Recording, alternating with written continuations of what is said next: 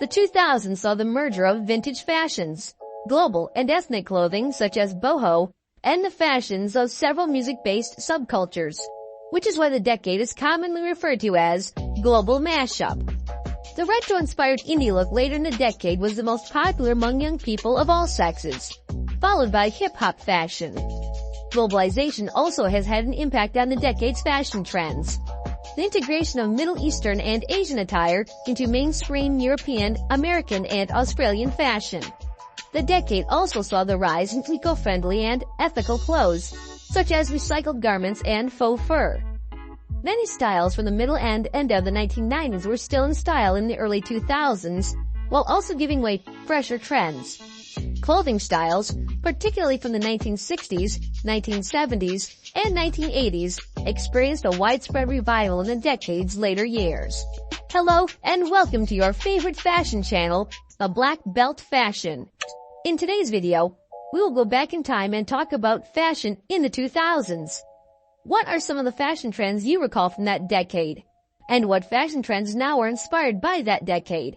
Stay tuned as we go back in time and look for all the outfits that left a mark in the last 2 decades. Don't forget to subscribe to our channel and turn on the post notification bell if you already haven't done so. With that, let us dive into it. For high fashion in the 2000s, the late Alexander McQueen, Vera Wang, Christian Louboutin, Jean-Paul Gaultier, Vivienne Westwood, and Karl Lagerfeld were among the top-known designers. They have continued to dominate in the industry until now. In the same decade, there was also the rise of fast fashion.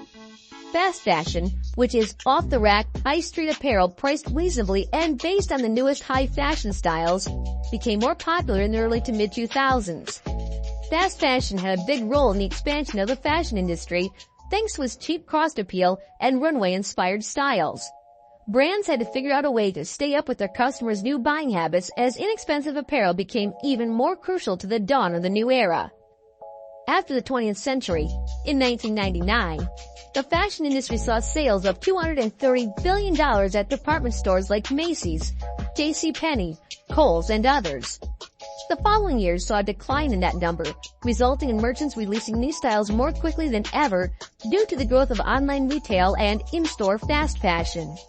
H&M, Forever 21, and Zara are examples of new millennium retail behemoths that rose during this period. Notably, the retailer Target had great success working with different fashion designers to provide designer clothing that was cheap for the typical consumer. The acceptance and creation of knockoff styles were also made possible by this rapid fashion movement, which allowed customers to purchase designer goods at lower costs.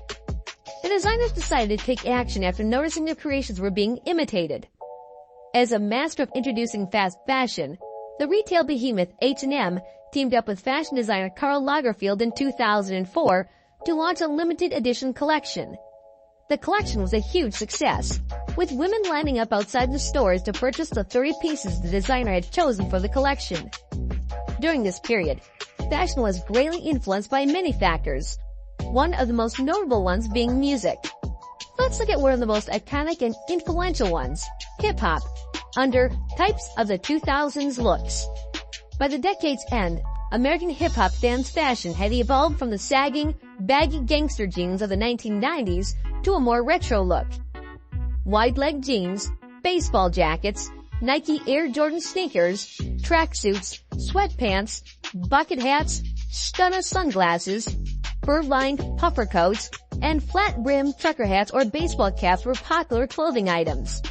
Many well-off white jocks and preppies adopted the gangster look in the early 2000s, abandoning the conservative, semi-formal appearance of the 1980s and 1990s in favor of gold bling, expensive designer clothing, sneakers, dark denim, and sweatpants.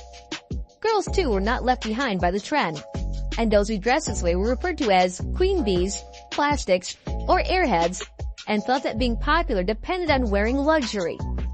The cholos and chicanos, who dressed like Mexican prison gangs by donning baggy khaki pants, gold chains, white t-shirts, and styled back hair, or shaving their head, were another prevalent American subculture. Next, look at the nu metal, rave, and goth trends during this period. American goths and nu metal enthusiasts who favored trip pants and black leather duster coats, were prominent subcultures in the early 2000s. In the 1990s, emerging fashion styles survived in the rave scene. The cybergoth and rivethead subcultures preferred shaved heads, synthetic neon dreadlocks, camouflage, tight leather pants, chains, platform boots, stretched body piercings, goggles, corsets or leather skirts, and black trench coats embellished with metal studs, while some preferred spiky hair and fat pants. Up next, the period saw the psychobilly and rockabilly trend. Black leather jackets, cowboy boots, and Levi jeans were among the hot rod, psychobilly, and rockabilly subcultures in Scandinavia, Russia, and Germany during the early to mid-2000s. The coif, the pompadour, and the psychobilly Mohican were popular hairdos.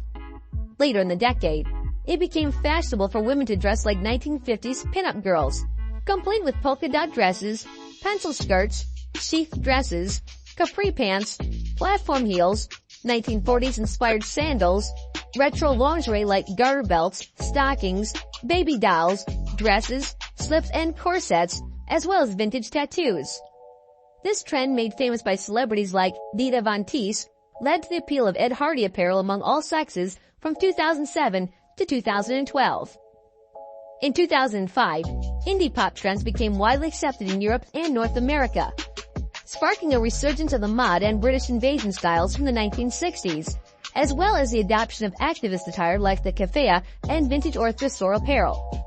Other subcultures, such as American preppies and rappers like Kanye West, imitated indie fashions or mixed them with elements of Japanese street style, such as the Harajuku and Lolita fashions made famous by Gwen Stefani.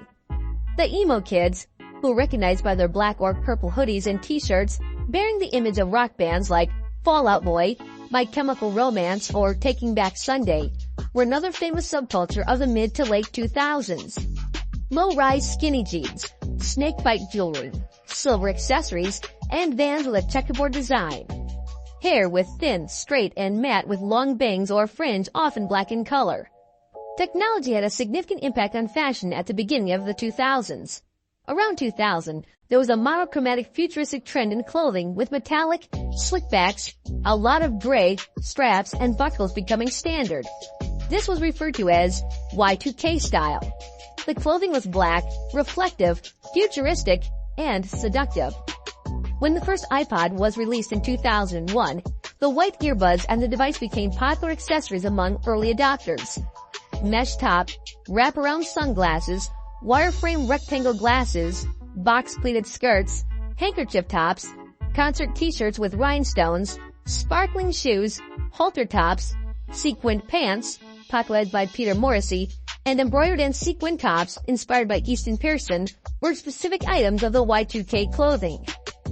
In the year 2000, some of the popular casual women's and girls' fashion trends included oversized sunglasses, mini shoulder handbags or purses, aviator sunglasses, oversized hoop earrings, mid-rise, boot cut, fabric accents sewn into the flares, lace-up sides and tie-dye jeans, wedge flip-flops, hot pants, denim jackets, chunky sweaters, pashmina scarves, Skechers, belly shirts, and tube tops. Following 9/11, fashion shifted from its futuristic trends and became more conservative. Sandblasted highlights, frosted jeans, ripped jeans, and whiskering became popular in the return of distressed denim.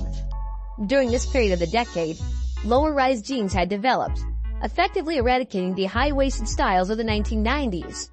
In general, the decade's early years saw the continuation of numerous fashion trends from 1995 onward. In the early years of the decade, newer fashion trends included sporting military gear and sportswear as daily attire. This included tracksuits, light-colored polo shirts, sometimes stripped and popped collars, cargo pants, khaki chinos, boot-cut jeans, corduroy pants, and rugby shirts.